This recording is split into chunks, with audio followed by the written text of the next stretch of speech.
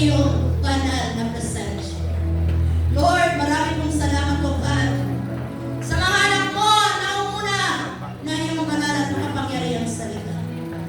Lord, salamat. Panginoon, sa lahat-lahat ng biyaya na patuloy mo yung pinagkakaloob at pinagkakaloob pa sa buhay ng bawat isa. Salamat sa year 2025, Panginoon, and this year 2026, Lord. Salamat po, God, na kung ano man po ang plano ng bawat isa, we believe po, Lord, na napakaganda ng plano mo sa bawat isa sa amin. Hallelujah. Lord God, sa oras po ito, Panginoon, patuloy po namin yung pinagkakatiwala sa iyo.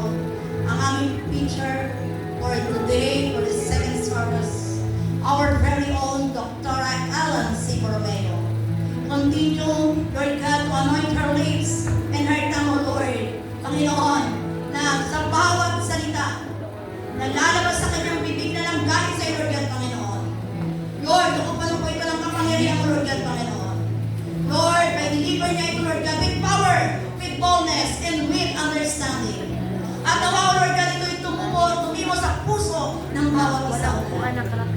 Lord, your anointing power, Lord, ay patuloy na maranasan ng bawat isa, Panginoon.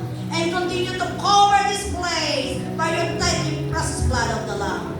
Panginoon, ngayon pala inaangkin na namin ang kasagutan, ang katagumpayan ng aming second service, Lord God. In the mighty name of